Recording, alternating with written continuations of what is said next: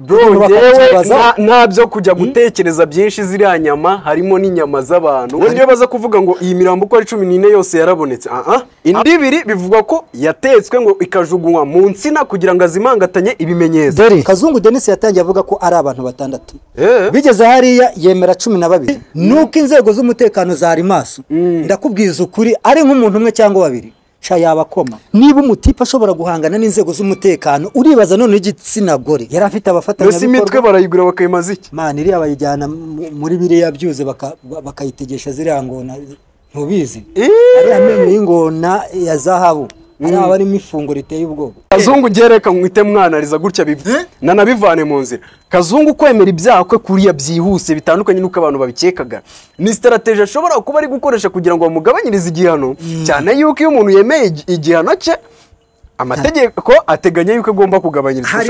Kandi hari n'akandi kantu hanyuma uriya mwavoka nuwe umunyamakuru yamubaje ati biramutse bigaragaye ko yaba ari ikibazo cy'uburwayi bwo mu mutwe afite bamurekura ntiyatinye kuvuga ko hariya batamukurikira bamurekura none se hari umuntu uburanisha umusazi nta muntu uburanisha umusazi. Kazungu basanze afite ikibazo buriya ahubwo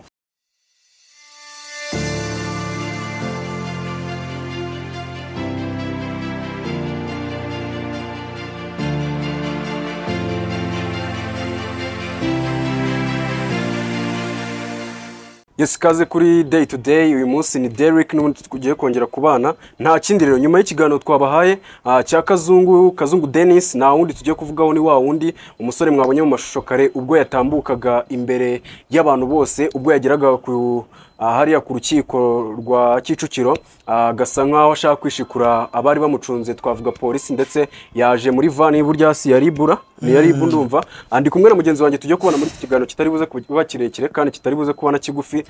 Tugiye kwanaliza runo rubanza ukuntu yarumeze ndetse tuvugeho bimwe mu ngingo Kazungu asa nkaho yagiye atsimba abantu cyangwa se ibintu yagiye atagaragaza cyane kandi twe twarebeshe ijisho ryacu tukabona ko ni ibintu bigaragara my friend ni ibintu bigaragara kuri imihanda. Kazungu mbere nambe ntago turi buze gutinda cyane ahubwo turaza guta twibaza Kazungu ni muntu kibundi mu buzima bwe busanzwe uko bamutagarije niko ari wowe uko wamubonye.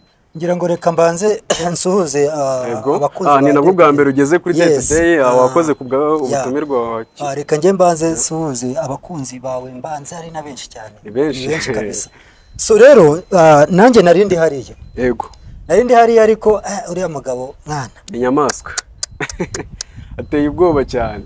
Noneho hari ikintu ushaka guhita wibaza Kazungu urabona mu iperereza ahantu hose yagiye aca rwose abanyarwanda batabaremo gukurikirana kino kiganiro tubivuga nkuko twabibonye kuko ubundi twabyumvaga mu matangazo cyangwa se tukabivuga nta bihamye nta fakto n'agafoto twari dufite kari kagafoto ameze gutya waje uyu Kazungu rero ntabwo turi buze gutinda mu mibiri bavuga 12 yishe y'abakobwa madi harimo n'umusore umwe niba nimvise neza Eric hari ikintu kimwe nibajije mu mirambo uyu nguyu Denis Kazungu yavuze ko atari imirambo 12 ahubwo ari imirambo 14 muri imirambo 14 hakagaragaramo imirambo ingaho ibiri harimo imirambo ibiri ngo yatetse ndibaza aba bantu yabatetse mu buryo yabamajije. Reka tubanza dusobana abanyarwanda by'umwihariko biriya bikorwa ukuntu yabikoraga. Yego nuko ngo Kazungu Denis tuvuge wenda uri Derek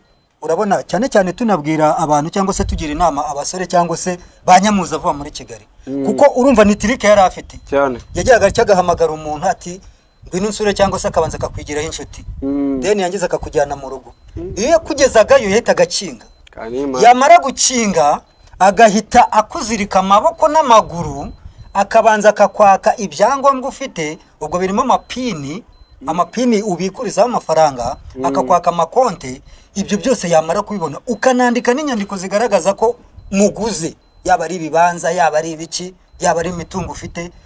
Ariko aho ngaho ndashaka tuze gusobanura ikintu kimwe aba bantu ubwo bandikaga ntago bandikaga bitewe nuko ari ubushake bwabo nuko yabaga yamaze kubahohotera bigaragara yaba kubise harimo n'ibindi bintu byo kubakomeretsa amanyundo yabaga afite je umva ikintu numvise kikanera ubwo my dear ibaze gufata can imagine iyo bari kuguhara bakagufata kakaboro bakagakoza mu zuru. None yibaze Kazungu Denis yabaga afite ikaramu yaguteraga mu zuru, niko bivugiye hariya mu rukiko nje nari ndimo no kubanza rwose ko rwagenze, ngo Kazungu yafataga ikaramu akayigushyira mu zuru akayiguca inyundo, imihoro, imisumari.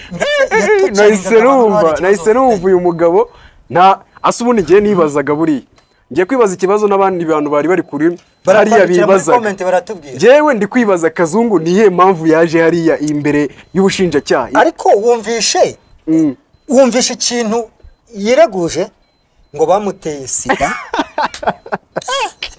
None ukibaza ngo uriya muhungu turatsinze Eric, ngira ngo abonye ko nyina mama yarashamana cyokoza mane ese kumwe muri uko ridashira. Mbega umubyeyi wambabaje. Bakibaza ngo uriya muhungu turatsinze Eric yamuteye sida gute? Nanjye nibaza oya ahubwo hara turahita twibaza ikibazo kigira kiti. Kavuga ko abakobwa uko ari 12 yabishe kubw'ikibazo bamuteye cya sida. How bishoboka gute yuko umuntu ashobora kwanduzwa sida n'abantu 12? Eske ndibaza yaryamanye nabo bose icyarimwe arangije ajya kwipimisha nyuma sanga rando yiha umugambi wo kwica bose icyarimwe byagenze bite? Urumva mu by'ukuri Kazungu Denis uriya muntu n'umutekinisiye mu kwica. Kandi biriya bintu ndagira ngo nkutangarize ko biriya bintu yari afite misiyo. Nubwo hari amakuru yatanze ariko byanga bikunda. Ahubwo akantu kamwe nibaza. Kazungu Denis ko bivuga yuko yacuruzaga inyama. Nari nanze kukivuga. Tudasanga ari abantu twirira. Ugiye kureba bano bagenzi bacu b'abanyamakuru bagiye hariya muri zira karitsiye tunababwira ko zindiro burango niho kwivuka. Kuko usanga ariho yari afite ibikorwa yaba ari ikigo cy'amashuri yaba ari ayo mabusheri niho yari afite amasare yerekana amafilimi, ariko abantu bakavuga bati bitondere ziriya nyama ko bishoboka ko yaba yarazivangaga muri ziriya yacuruza. Noneho bakabihuza bakavuga bati uyu mugabo watanze abantu 12 abandi 2 akemera ko yabatetse. Wabibwirwa n'iki niba yarabatetse niba atarabavanzemo hari? Ahubwo se nkibaza koko nkuko bavuga ngo hari imitwe basangaga iyo mirambo idafite. Iyo mitwe yo yaba yarajyanwaga. Imitwe yo nawe urahita ubyumva ni boro ntubizi se? Naze koko naze imitwe irimo boro gute? Iriya mitwe nuko wenda tutakongera ngo tumufate tumucishe mu ngororamuco abivuge neza, ariko bivuga ko yari afite abafatanyabikorwa. Yari afite abafatanyabikorwa. Ese imitwe barayigura bakayimaza iki? Man iriya bayijyana muri biriya byuze bakayitegesha ziriya ngona ntubizi. Ari amenyo y'ingona ya zahabu. Ari abarimo ifungo riteye ubwoba. Bakoresha iriya mitwe. None my gosh. Noneho wakibazo bw'iriya mitima ziriya mpyiko iriya myijima. Nabyo yarabivanagamo. Yabishiragahe man iyi ni business of big none twemere ko imitwe ya ari boro. Aho ziko ngo abantu bamubonaga ahetse igikapu buri munsi asohotse. Bro nabyo kujya gutekereza byinshi ziriya nyama harimo n'inyama z'abantu. Harimo inyama kuko nta kurushobora kumbwira ngo Kazungu ngo ndiyo baza kuvuga ngo iyi mirambo uko ari 14 yose yarabonetse. Habonetse imirambo 12. Indi 2 bivugwa ko yatetswe ngo ikajugunywa mu nsina kugira ngo azimangatanye ibimenyetso. Reka imbere ya kamera, imbere ya Day Today n'imbere y'abanyarwanda reka tubanze dushimire inzego zacu z'umutekano. Kabisa ibintu za reka nkubwire kugira ngo uriya mujama Kazungu Denis inyamaswa umwicanyi kabo hariwe. Urumva uziko nabo yari yatangiye abahakana yemeye 6 kwikubitiro. Bakimugeza aho bari bagiye kumufungira bagikora ipereza ry'ibanze bataratangira gukora ubucukumbuzi buhimbitse. Ariko urumva iyo ugeze hariya muri zira nzego z'umutekano cyangwa bikunde zibanza no kukugorora, kuko buriya ngo iyo umuntu ushaka kumugeza ahantu heza ni uko umugorora. Buriya birumvikana ko bamucishije akantu k'akanyafu akavuga n'ibindi. Kazungu Denis yatangiye avuga ko ari abantu 6. Bigeze hariya yemera 12. Urumva nabariya 2 kugira ngo ajye kwemera ngo yarabatetse byanga bikunda hari izindi mbaraga ahubwo inzego zacu zakoresheje tunazishimira cyane. Ako Kazungu aracabiranye. Ngende kwibaza ahantu ndahita nibaza ikibazo kigira kiti nyirinzu utarazaga kureba inzu ye.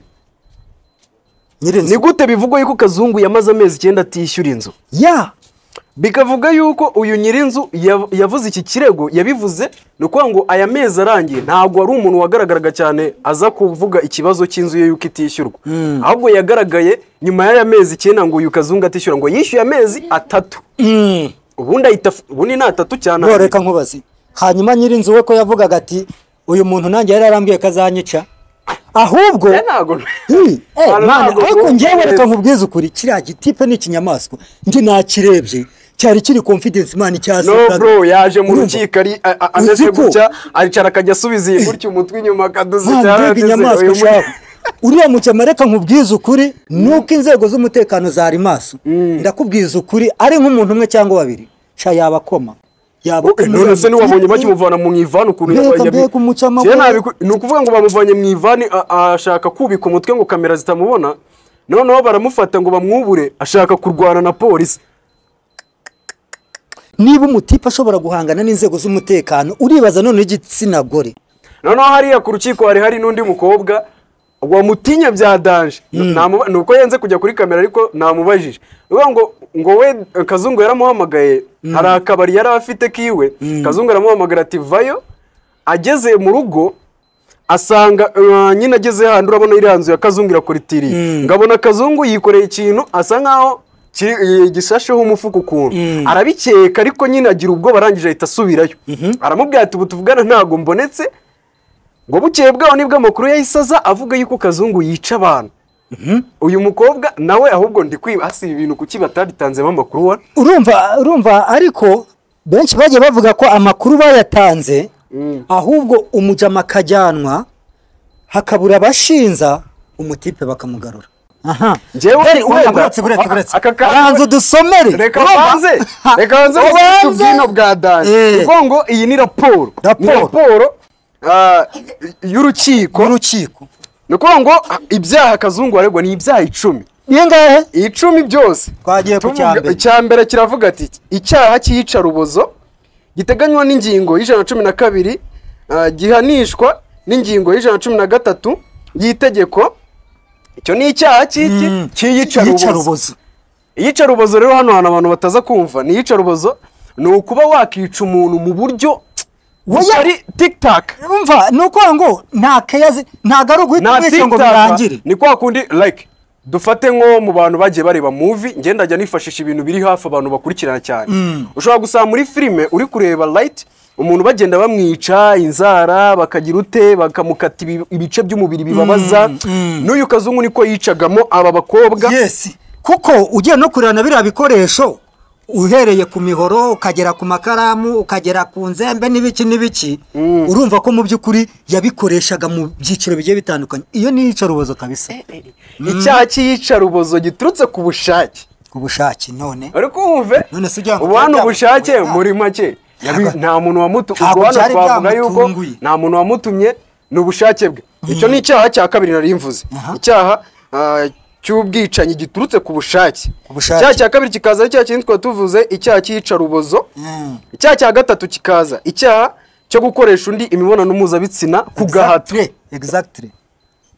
Kazungu roro we yari nose ngende kwibaza hano ku cyaha cyo gukoresha undi imibonano mpuzabitsina ubundi yabanzaga kumwica akabibuko ibyagendaga oya urabyumva nyene nuko ngo we nyuma tuvuge n'urugero niba yarazanaga umwe akamubwira ati amakonte amamomo ibiki ibyo byose ntiyabyeme kandi yamuziritsa amaboko yamuziritsa amaguru urumva yanamupfutsa umunwa cyane kumuhambira urutambaro akajya akamusambanya yamara kumusambanya mu buryo kugira ngo azibangatanye ibimenyetso completely agahita mwica yifashishije icyaha cya kane kirakira ati icyaha cyo guhisha umurambo w'umuntu kuwucaho umwanya agakana ahubwo ngende kwibaza kuwucaho umwanya ubwo bashatse kuvuga iki nuko ngo erega ni ibintu babyumvikana nuko ngo guhisha umurambo ubwo yarabikoraga ntago yawujyanaga ngo ajye kuwerekana yaragiye awuhisha hehe mu cyobo kandi urumva ibyo bintu byamaze igihe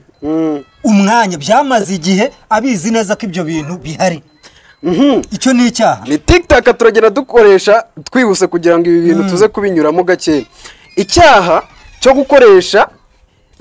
cyo gukoresha ibikangisho ibikangisho ubwo ni amapeza amasupane n'ibiki byose bagiye bavuga amakaramu n'ibiki byose cyatigira vuba tinutamereza mobile money ngiye ko nabonaga ari n'umwana mwiza uramusazi mwana oya ntago ari umwana mwiza ahubwo ngewe ngenda ngiye kuri internet urumva ngenda ndeba abantu ngenda ndeba abicanyi ku rwego mpuzamahanga nitegereza amasura yabo bro icyaha cya gatandatu ari cyo icyaha cyitwarwa n'ifungwa ry'umuntu mu buryo butemewe.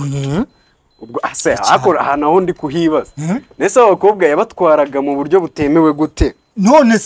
none se niba umuntu umuhamagaye umubeshya, none se ubwo umujyanye mu buryo buriri iyo mani? Wenda ahantu ho ndibuze gute, ahantu ho ndibuze kwemera naho kuvuga wenda kumufungirana mu buryo butemewe, ariko kumuzanaho barizana. Wowe ntago bizanaga mani, ntago bizanaga kuko niba unibuka neza Derek, ntago tubyumva kimwe. Niba unibuka neza hari umukobwa wagiye uvuga ko yahamagaraga bagenzi be abeshya ko yashatse, abenshi bakaza ariwe baje kureba. Dennis abandi akabahamagara mu zindi nyungu ze bwite, ariko ababeshya afite mission yo kubica. Iyo byagenze gutyo rero aho ngaho ntago uba wazanye umuntu mu buryo bwemewe, ni kumufata ku ngufu, ni nko kumushuka. Tukaza ku cyaha cya karindwi, icyaha cy'ubujura bukoresheje kiboko cyangwa ibikangisho. Cyane rwose. Ubwo aho ni handi twumvamo za momo, za banke, imitungo cyane. Kiboko kandi ariko nabonye n'amafaranga ashaka. Kwera n'abatimbaguraga birumvikana. Nabonye ngiye n'amafaranga asa nk'afite ubundi. Namujama ariko afite uriya matipe afite amafaranga mwana. Cyo gusenya no kubona. Abantu bagiye bibaza ngo iriya sura babonye yiriya foto.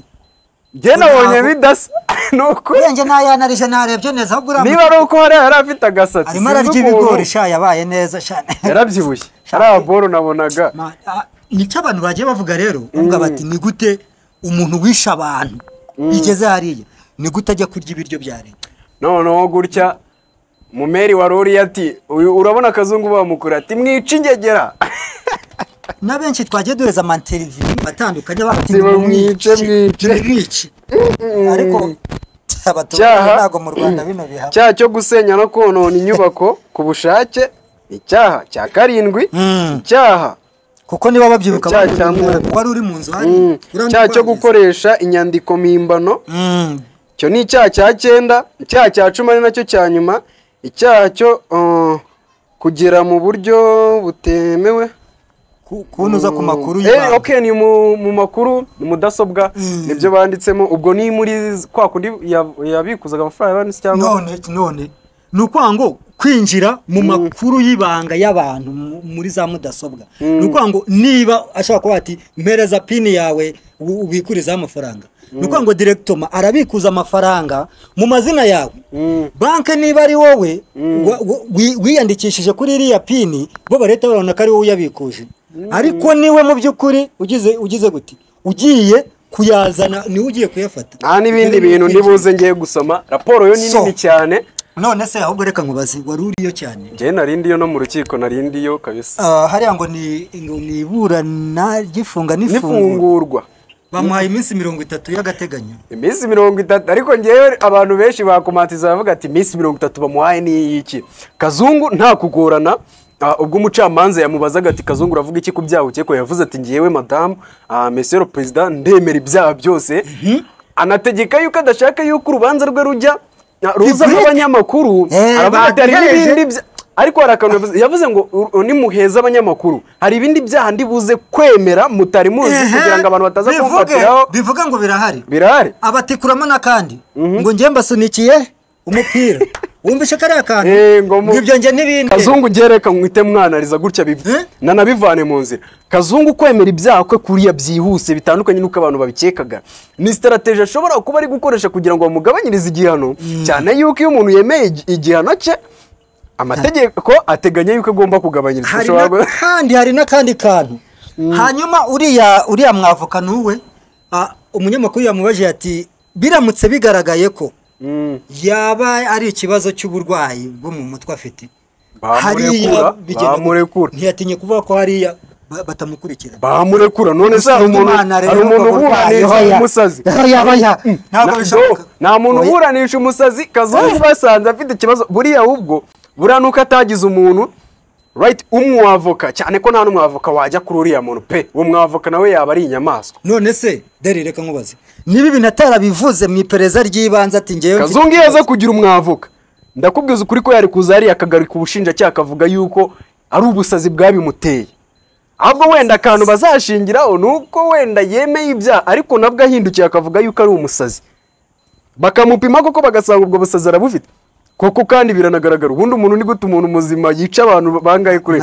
Kazungu byarangira ubushinjacyaha cyangwa se urukiko rwemeje yuko byari ubusazi. Reka tubyitege ku itariki 26 niko numvise kwa 9 ngira ngahari kwa 9 subwe iminsi 30 yaba irangira, ariko numvishe 26 numvishe itariki 26. Aho Kazungu baracyamuburanisha mibiki. Reka nkubwire wenda turimo no gusoza dore kuko amasara nagiye. Reka tugira dusoze, twa ntago tujya dukora ibiganiro birebire cyane. Uno muhungu Kazungu Denis kubwanje nabivuze ndonjyana nabivuga, ibi bintu biheruka muri Mata 1994 aho imbaga y'abanyarwanda yapfuye. Ahubwo ngiye mba nibaza abantu nkabara baracyabaho. Nta kindi gihe u Rwanda cyangwa se ubuyobozi bw'u Rwanda bwigeze buhura na case nk'iyi ngiyi. Ibi bintu rero babikurikirane bitonze neza. Uyu muntu niba na ngombwa nkuko abantu benshi bagiye babisaba, sibye ko icyo gihano kidahari, ariko bamukatirira umukwiriye. Oya Kazungu badashyizeho ngo icyaha cyo gupfa ngo nuko kiraza kugarura ngo nako no kuvuga ngo nabyita ngo kugira ngo mbivuge neza ra. Nikuvuga ngo hari uburyo bwo guhanamo umuntu kurupfu, akaza n'uburyo bwo kumufunga bya burundu. Naga ibyo ngibyo kumwica uriya mugome ntago biraza kugarura kwaguhana umuntu ukamushyiraho igihano cy'urupfu. Oya aho tubumvikane neza. Ahubwo n'ubutabera kuko uriya muntu abantu babonye uriya mu mama, n'ubutabera babonye uriya mu mama yari zaraboroga ku rukiko, turavuga ati ariko wumvishe nabyo ukuntu byamenyekanye. Uriya musore burya ngo hari hashize umwaka bamubuze, kuko ngewe ubundi ko numvaga bavuga ngo yamukoreraga iki. Oya ariya matangazo yagiye acaho barangisha uriya muhungu ngewe narayabonye, urumva. Ariko ntibamenya, urumva, binjira mu bihe bya Noheli bazi ko wenda umwana nawe ari mu kazi ahantu bisanzwe, ariko batungurwa no kubona ataje kwifatanya nabo. Noneho mu kugenda bashakisha, hari umuntu ngo wari wo mu muryango wabo wakwaga mu nzego z'umutekano, baza kumugezaho ko umuhungu wabo yabuze. Aza gushakisha ajya muri polisi, ariko polisi iza gutangaza ko umuntu bamubuze. Urumva bahise barekera. Ahubwo bamaje kurekera ejo bundi Kazungu Denis amaje kwicura musore agatangira gukoresha ibyangombwa bye, nibwo byamenyekanye. Bahise bafata byangombwa bya wa musore wapfuye wa mwaka ushize, basanga koko wa muryango wa musore n'ubundi amazina barimo gushakisha na y'uwo Kazungu afite. Bati ko byagenda kose dore urubanza rwa Kazungu ararukurikiranye kabisa, nubwo byari kumenyekana. Kazungu aramukurikiranye cyane. Man njye namukurikiranye ntago dore ikirere cyahindutse, abadukurikiranye barabibona, ntabwo twakomeza, ariko ibiganiro byacu byo nakagaruka. Bana nibajye bakore subscribe, nibakore subscribe kabisa, day to day neza, comment badwe like, ubundi tubahereze ibintu. Tutirengagije ko bafite YouTube channel nawe bita ni Light Media, mwajyaho mugakora subscribe, comment, mugakora ibintu bya danje. Jewe amazina yanjye ni Derrick nk'ibisanzwe, igisubizo tubana muri ibi biganiro umunsi ku munsi. Reka mbabwire ngo muzambona bidatinze cyangwa se n'uyu munsi cyangwa ejo kambona kuri channel y'uyu nguyu, uzamukurikirane wowe nkunda, uzajye umukurikirane. Oya nibakore subscribe kandi bakomeze badushyigikire kugira ngo natwe tugere kure kabisa. So komeza ugira ibihe byiza wowe aho uri hose. Twanarizaga urubanza rwa Kazungu Denis, bidatinze twabaha n'indi update kuri weda. Nta gihindutse twabaha update. Bino bintu tuzabikurikirana mpaka. Tuzabivuga mpaka tuzabikurikirana pe. Yapfuye cyangwa yafunzwe burundu. Tuzabikurikirana, icyo tubabwira nuko baza hano ku gicaniro bagakora subscribe, ubundi ibindi byose. Sawa, komeza ugira ibihe byiza.